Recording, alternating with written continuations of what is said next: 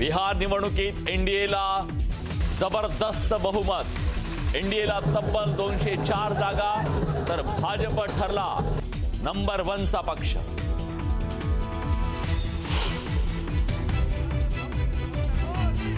दिल्लीतल्या मुख्यालयात भाजपचा जोरदार जल्लोष। बिहारच्या जनतेने विकसित बिहारसाठी मतदान केलं। फिर एक बार एनडीए सरकार। पंतप्रधान मोदींचा नारा, बंगाल जिंकण्याचं दिलं मिशन।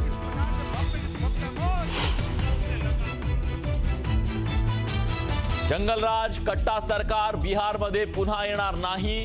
जंगलराज वाल्यांचा MY फॉर्म्युलाला नष्ट केलं। पंतप्रधान मोदींचा विरोधकांवर घणाघात।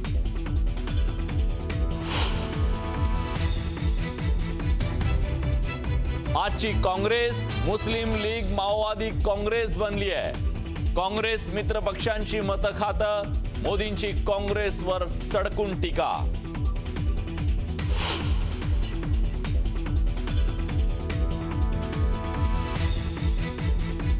बिहारमध्ये काँग्रेसचा सुपडा साफ। काँग्रेसला 2 अंकी जागांचा आकडा गाठण्यातही अपयश। राहुल गांधींचं मतचोरी अस्त्र फेल।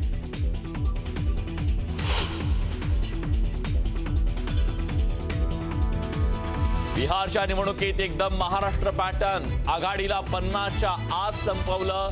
बिहारच्या निकालावर संजय राऊतांचं ट्विट करत टीका।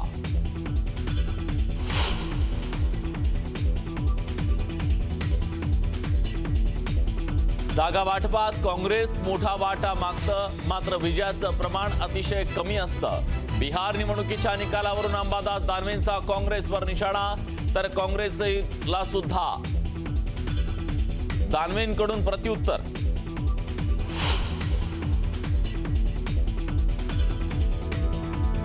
आणि नाशिकच्या गंगापूर रोड परिसरात शिरलेल्या बिबट्याला जेरबंद करण्यात यश। बिबट्याच्या हल्ल्यात नागरिकांचं पोलीस जखमी।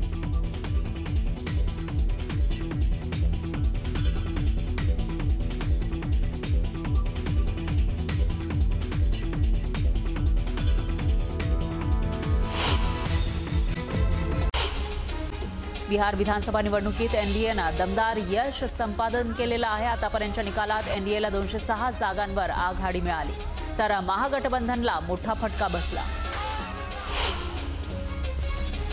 बिहारमध्ये भाजपच मोठा भाऊ असल्याचं सिद्ध झालंय। बिहारमध्ये भाजपला सर्वात जास्त 95 जागांवर आघाडी मिळाली, तर जेडीयू 82 जागांवर आघाडीवर आहे।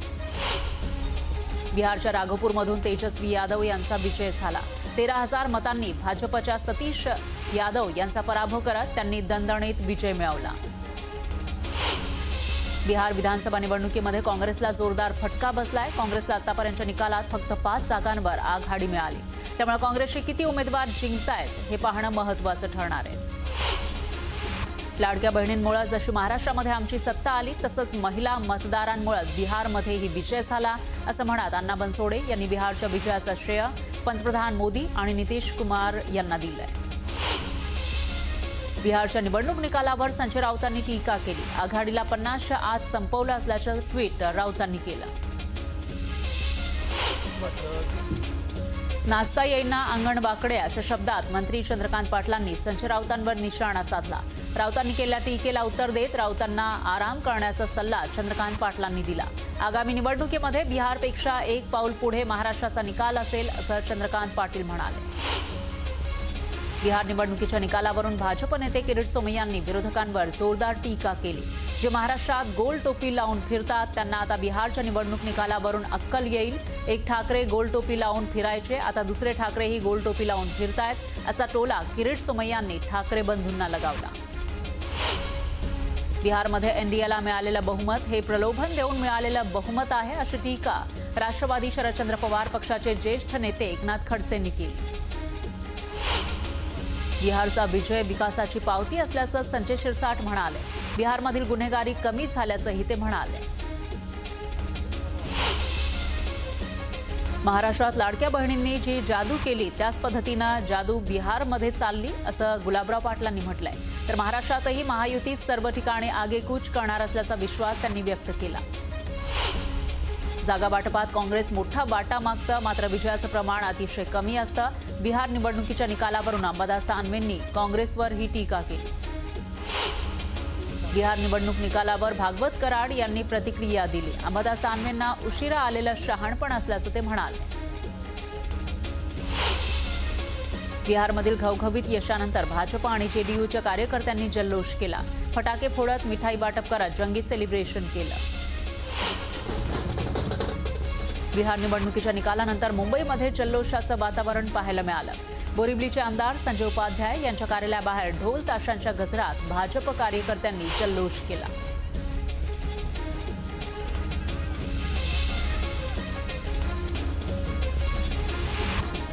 छत्रपती संभाजीनगरमध्ये बिहारच्या विजयानंतर भाजपनं जोरदार जल्लोष केला। मंत्री अतुल सावे, भागवत कराड यांनी पेढे भरवत आनंद साजरा केला। दरम्यान फुगडी खेळत फटाक्यांची आतषबाजीही केली। जळगावात गिरीश महाजनांच्या संपर्क कार्यालयामध्ये जल्लोष साजरा करण्यात आला। बिहारमध्ये भाजपला जोरदार यश मिळाल्यानं पेढे वाटून फटाक्यांची आतषबाजी करण्यात आली। सोलापूरमध्ये भाजपच्या पदाधिकाऱ्यांनी जोरदार जल्लोष साजरा केला। मिठाई वाटप करत फटाक्यांची आतषबाजी करून आनंद साजरा करण्यात आला।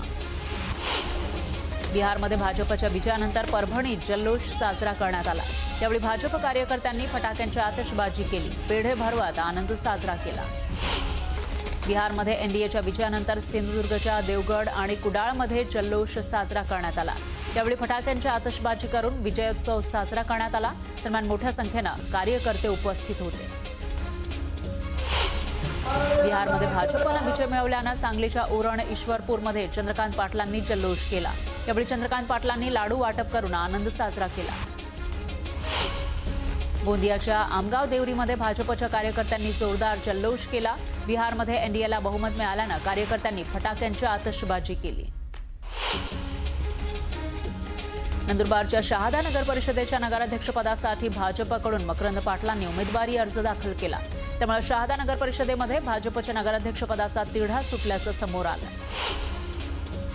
शिराळा नगरपंचायतीच्या नगराध्यक्षपदाची उमेदवारी महायुतीकडून शिवसेनेला देण्यात आली आहे। नगराध्यक्षपदासाठी पृथ्वीसिंग नाईक यांना उमेदवारी जाहीर झाली आहे। उद्योगमंत्री उदय सामंत यांनी त्यांच्या नावाची घोषणा केली। भाजपनं वेटिंगवर ठेवलेल्या दिलीप मानेंना अजित पवारांच्या राष्ट्रवादीनं ऑफर दिल्याची माहिती आहे। भाजप प्रवेशाला ब्रेक लागल्यानंतर राष्ट्रवादी काँग्रेसच्या नेत्यांनी मानेंना पक्षप्रवेशाची ऑफर दिल्याची माहिती सूत्रांनी दिली। खामगावच्या राजकारणात गेल्या काही दिवसांपासून मोठे राजकीय उलटफेर पाहायला मिळतात। कृषी उत्पन्न बाजार समितीमध्ये एकहाती सत्ता मिळवणारे राष्ट्रवादीचे दिलीप कुमार सानंदा यांना धक्का देत कृषी उत्पन्न बाजार समितीचे सभापती सुभाष पसोडे यांच्या विरोधात अविश्वास प्रस्ताव मंजूर झाला। नगरपालिका निवडणुकीच्या पार्श्वभूमीवर राष्ट्रवादी अजित पवार यांना हा मोठा धक्का मानला जातोय। हिंगोलीत आमदार संतोष बांगर यांच्याकडून शक्ती प्रदर्शन करत शिवसेनेच्या उमेदवारांचे अर्ज दाखल करण्यात आले। कार्यकर्त्यांना न्याय देण्यासाठी स्वबळाचा नारा दिल्याचं बांगर म्हणाले। डहाणू नगर परिषदेच्या निवडणुकीसाठी भाजपकडून उमेदवारी अर्ज दाखल करण्यात आले। भरत राजपूत यांचा नगराध्यक्षपदासाठी अर्ज दाखल झाला आहे।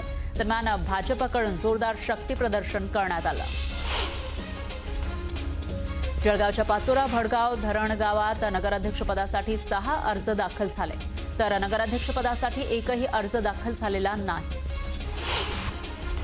वाशीमध्ये नगराध्यक्षपदासाठी ठाकरेंच्या शिवसेनेकडून उमेदवारी अर्ज दाखल करण्यात आले, तर नागोराव ठेंगडे यांनी उमेदवारी अर्ज दाखल केला। भाजपचे माजी नगरसेवक रवी गायकवाड यांनी वंचित बहुजन आघाडीमध्ये प्रवेश केलाय। प्रकाश आंबेडकर यांच्या उपस्थितीमध्ये हा पक्षप्रवेश संपन्न झाला। लोणावळा नगर परिषदेच्या निवडणुकीसाठी अद्याप कोणत्याच पक्षाकडून उमेदवारी दाखल झालेली नाही।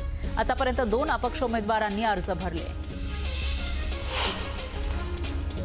छत्रपती संभाजीनगरमध्ये 6 नगर परिषद आणि 1 नगरपंचायतीच्या निवडणुकीची राजकीय पक्षाकडून जोरदार तयारी सुरू आहे। 4 ठिकाणी नगराध्यक्षपदासाठी तर सदस्य होण्यासाठी 34 अर्ज दाखल झाल्याची माहिती आहे। भाजपनं अजित पवारांच्या राष्ट्रवादीच्या माध्यमातून जातीयवादी लोकांसाठी दरवाजा तयार केला, अशी टीका एमआयएमचे नेते शारेक नक्षबंदी यांनी केली आहे। तर नंदुरबार आणि शहादा नगरपालिकेमध्ये नगराध्यक्षपदासाठी उमेदवार देणार असल्याचंही ते म्हणाले। कराड तालुक्यातील यशवंतराव मोहिते कृष्णा सहकारी साखर कारखाना आणि जयवंत शुगर साखर कारखान्यानं ऊस दर जाहीर केलाय. ऊसाला प्रति टन 3,500 रुपयांचा दर जाहीर केलाय. चेअरमॅन डॉक्टर सुरेश भोसले यांनी ही माहिती दिली.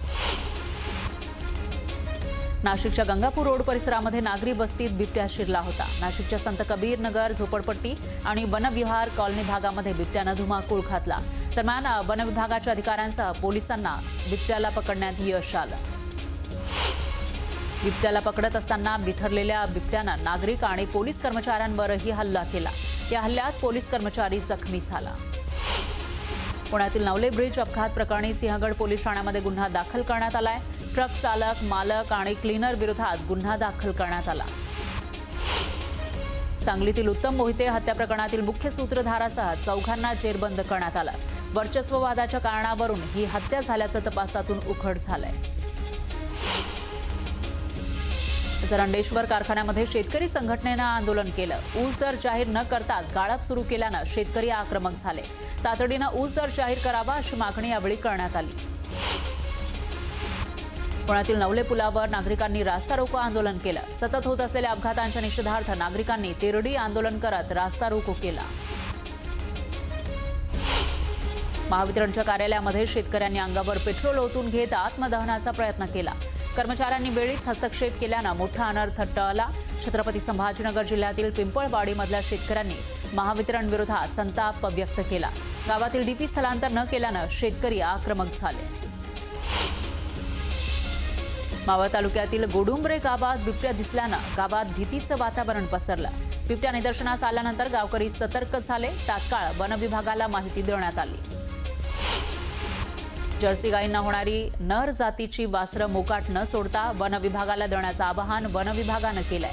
बिबट्या पकडण्यासाठी मदत होणार असल्यानं वनविभागानं हे आवाहन केलं. मराठवाड्यामध्ये केंद्रीय पथकानं पीक नुकसानीची पाहणी केली आहे. आठवडा होऊन सुद्धा शासनाकडून सूचना आल्या नसल्याची माहिती सूत्रांनी दिली. शेतकऱ्यांना मदत कधी मिळणार हे पाहणं आता महत्त्वाचं ठरणार आहे. नंदुरबार शहरामध्ये आरटीओ विभागाकडून वाहनांची कसून तपासणी केली जाते. कालबाह्य वाहनांवर कारवाई केली जाते. यावेळी 92 रिक्षा, 9 शालेय बसेस आणि 26 ट्रक विरोधात कारवाई करण्यात आली. जळगाव शहरातील वाढत्या गुन्हेगारीला आळा घालण्यासाठी पोलिसांनी महाकॉम्बिंग ऑपरेशन राबवलं. यावेळी पोलिसांनी रेकॉर्डवरील 104 गुन्हेगारांना ताब्यात घेतलं. भविष्यात गुन्ह्यात आढळल्यास तडीपारीची कारवाई करण्याचा इशाराही दिला. अक्कलकोटचे माजी आमदार सिद्धम्मप्पा पाटील यांचं अल्पशा आजारानं निधन झालंय. त्यांनी सोलापूर जिल्हा बँकेचं तब्बल 35 वर्ष संचालक म्हणून काम पाहिलं होतं. परभणी जिल्ह्यातील शेतकऱ्यांवर कापूस पीक 3 ते 4 महिन्यात काढण्याची वेळ आली आहे. त्यामुळे शेतकऱ्यांना मोठा आर्थिक फटका बसलाय. शेतकरी चिंतेत सापडलाय. अकोल्याच्या वणी रामभापूर परिसरातील करणखेडमधील शेतात 12 फूट लांब अजगर दिसला. सर्पमित्राच्या मदतीनं अजगराला पकडून नैसर्गिक अधिवासात सोडलंय. अकोल्यात अज्ञात वाहनाच्या धडकेत एका हरणाला धडक दिली. तर अपघातामध्ये जखमी झालेल्या हरणाला पशुवैद्यकीय रुग्णालयामध्ये उपचारासाठी दाखल करण्यात आलं. बालदिनानिमित्त 11 वर्षाच्या हृदया चव्हाण हिनं मोर्शीचा भैरवगड सर केला. हृदयानं आपल्या वडिलांसोबत मोर्शीचा भैरवगड यशस्वीरित्या सर केला. हृदयाच्या या कामगिरीचं सर्वत्र कौतुक होतंय. लातूर जिल्ह्यामध्ये राष्ट्रीय बाल दिवस मोठ्या उत्साहात साजरा करण्यात आला. लातूरच्या अनेक शाळांमध्ये विद्यार्थ्यांनी अनोख्या पद्धतीनं स्वागत केलं. दरम्यान शाळांमध्ये आकर्षक सजावट करण्यात आली. सांगलीच्या उरुण ईश्वरपूरमध्ये राज्यस्तरीय व्हॉलीबॉल स्पर्धेचं आयोजन करण्यात आलं. ही स्पर्धा 4 दिवस चालणार आहे आणि या स्पर्धेत 32 पुरुष आणि 17 महिला संघांनी सहभाग घेतलाय. सोलापुरात 12 वर्षीय मुलीवर अत्याचार करणाऱ्या शिक्षकाला जन्मठेपेची शिक्षा ठोठावण्यात आली आहे. सोलापूर जिल्हा आणि सत्र न्यायालयानं ही शिक्षा ठोठावली आहे. धनाजी सोपान इंगळे असं शिक्षा ठोठावण्यात आलेल्या या शिक्षकाचं नाव आहे. जळगावमध्ये आकाश कोळी हत्या प्रकरणाच्या आरोपींची शनी पेठेतून धिंड काढण्यात आली. 9 नोव्हेंबरला किरकोळ वादातून आकाश कोळीची हत्या करण्यात आली. पॅलेस्टाईन गाझामधील मदत कार्याच्या नावाखाली 90 लाख रुपये उकळल्याचं समोर आलंय. इमाम रजा फाउंडेशननं अनेकांकडून तब्बल 90 लाखांचा निधी गोळा केला। त्यापैकी 10,24,000चा निधी विदेशी संकेतस्थळावरून पाठवल्याचं समोर आलंय।